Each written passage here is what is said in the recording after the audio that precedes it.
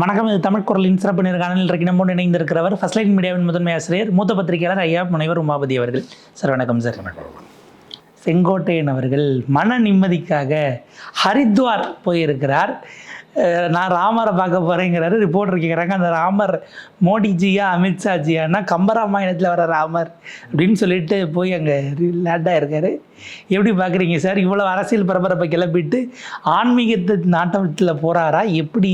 அதாவது செங்கோட்டையன் ஒரு மூத்த அரசியல்வாதி, அதை தெரிஞ்சுக்க. நீங்கள் எல்லாரும் ஒரு ட்ராக்கில் போனாங்க அப்படின்னா அவர் ஒரு ட்ராக்கில் போவார். புரியுது அவருக்கு? அவர் மோடிஜியை சந்தித்தது யாருக்கா தெரியுமா? யாருக்குமே, பேப்பர்காரனு கூட தெரியாது. எங்கே சந்திச்சார்னா ராமேஸ்வரம் கோயில். கேப்பில் கெடா வெட்டுறதுல அவரை மாதிரியான ஆள் யாரையுமே பார்க்க முடியாது. மிக அமைதியானவர். அந்த இதில் சிம்பு படத்தில் சொல்லுவாங்கல்ல, அன்பானவர், அமைதியானவர், ஆமாம், அடங்காதவன், அசராதவன் என்னன்னு சொல்லுவாங்கல்ல, அந்த மாதிரி. அதாவது சினிமாவில் சிம்பு அப்படின்னா இவர் அரசியல் சிம்பு மாதிரி தான் செயல்படுவார். அவர் அதுவும் இப்போ சமீப காலத்தில் இல்லை, முன்னாடியிலேருந்தே அமைதியாக தான் இருப்பார். ஆனால் வேறு ரூபத்தில் அவருடைய ஆட்டங்கள் இருக்குது. கால்குலேஷன் பண்ணிகிட்டே இருப்பார்.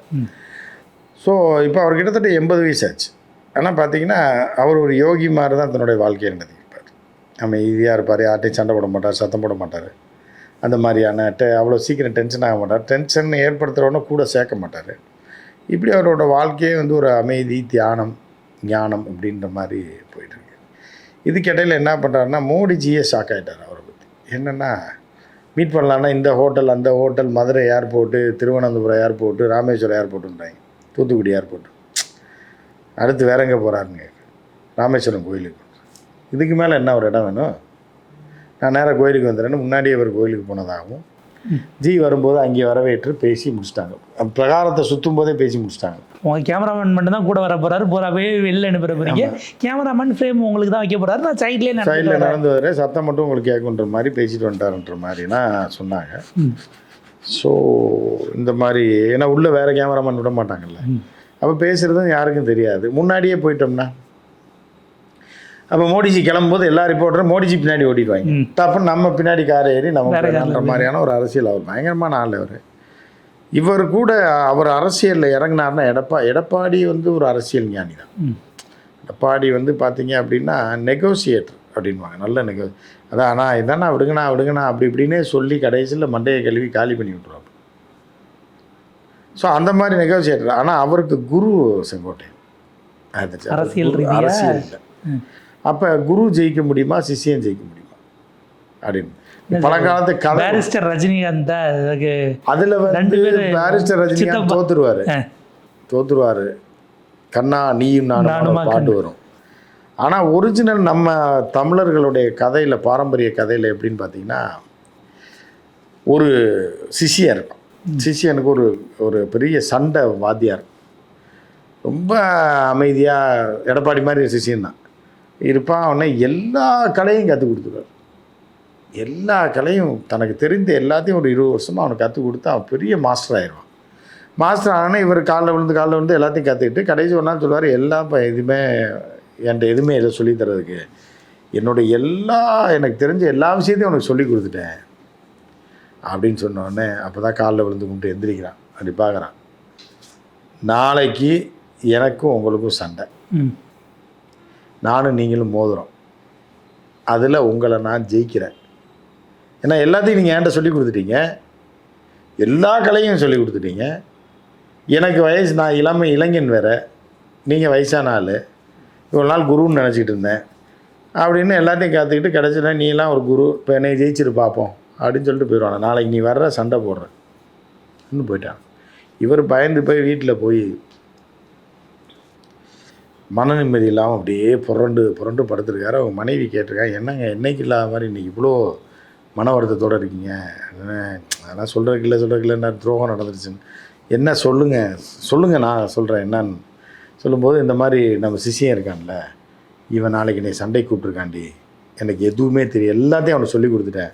அவனுக்கு 30 வயசு, எனக்கு 60 வயசு, ஒரே அடியில் தூக்கி என்னை அடிச்சிடுவான், ஏன்னா எல்லாத்தையும் நான் சொல்லி கொடுத்துட்டேன் அவனுக்கு அப்படின்னோடனே, இவ்வளோ தானே பிரச்சனை, நான் சொல்கிற மாதிரி கேளுங்க அப்படின்னு சொல்லிட்டு என்ன பண்ண, நாளைக்கு போகிறப்ப சொல்கிறேன், நீ என்னான்னு சொல்லி தொலைன்னு நாளைக்கு நீங்கள் சண்டைக்கு போகிறப்போ ஒரு ஆயுதம் தரேன், அதை மட்டும் நீங்கள் எடுத்துகிட்டு போங்க, அவன் என்ன ஆகிறான்னு மட்டும் பாருங்கன்னு.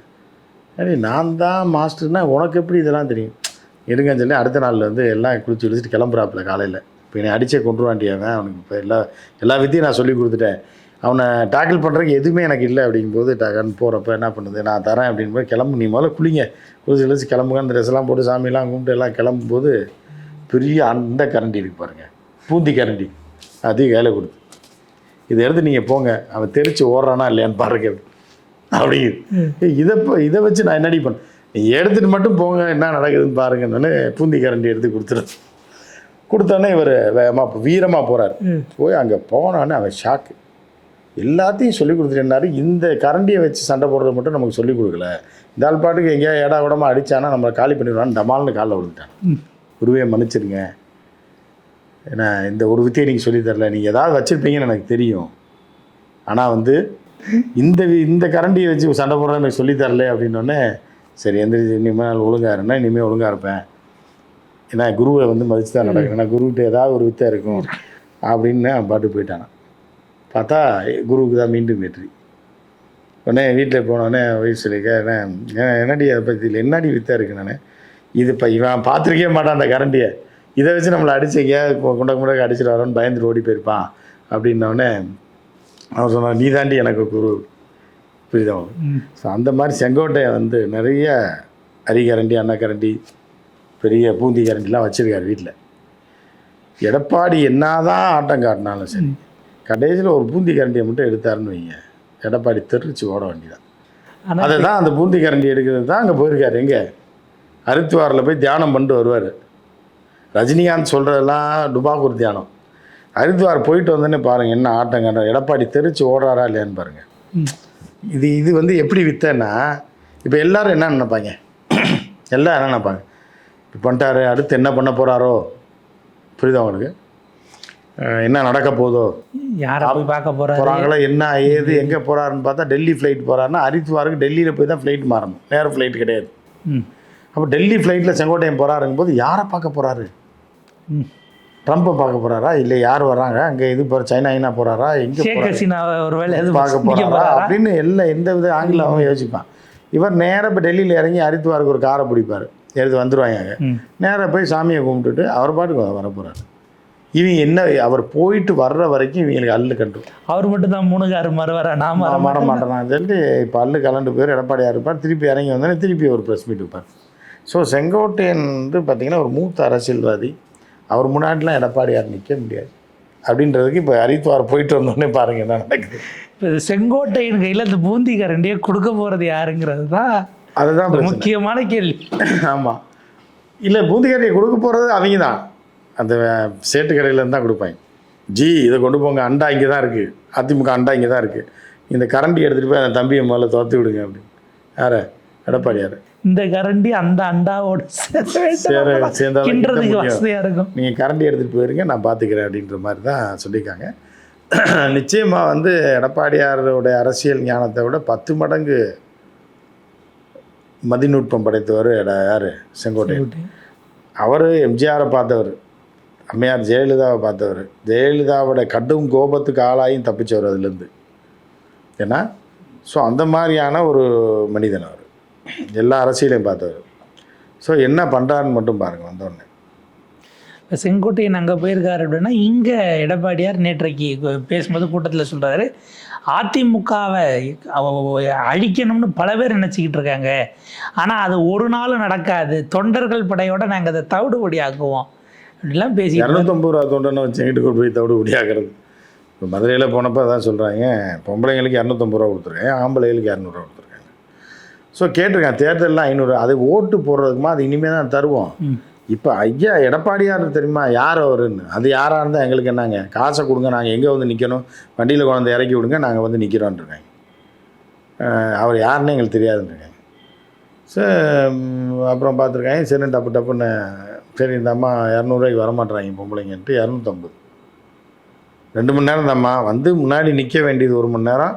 அவர் வருவார், கையை காட்டுவார், கையை தட்டணும், ஃபோட்டோ எடுப்பாங்க மேலேருந்து, அவர் இந்த பக்கம் போயிடுவார், நீங்கள் இந்த பக்கம் போயிருக்காரு அப்படின்னு சொல்லி தான் மதுரையில் ராஜன் சிலப்பா கூப்பிட்டு வந்திருக்காரு.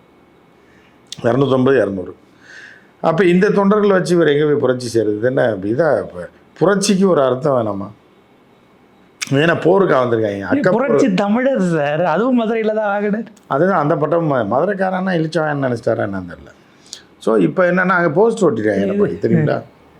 என்னது இது எடப்பாடியே தென் மாவட்ட மக்களுக்கு துரோகம் செய்து விட்டு இங்கேயே உனக்கு என்ன வேலை மதுரையில் எல்லாம் ஒட்டியிருக்காங்க. 2 நாள் கிட்டத்தட்ட 3 முறை அவருடைய காரை மறிக்க முயற்சி பண்ணாங்க. இந்த ஆமாம், இது நிறையா பேர் போய் ஊடால விழுந்து அதையும் விட்டு காரை அடித்து ஏற்றுக்கலான்ட்டார்.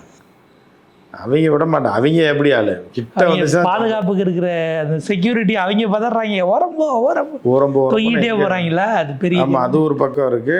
எடப்பாடியார் உள்ள கல் மாதிரி உட்காந்துருக்காரு. பெத்த மனம் பித்து பிள்ளை மனம் கல்லுன்ற மாதிரி தொண்டை நடுவில் மறிக்கிறான். இவர் கூலாக உட்காந்துருக்காரு, ஏசியில் உட்காந்துட்டு போயிட்டுருக்காரு. எடப்பாடியாரோட அரசியல் வாழ்க்கை முடிஞ்சு போச்சு, அவ்வளோதான். கண்டிப்பாக சார். உங்கள் நேரத்துக்கு போகிறதுக்கு மிக நன்றி.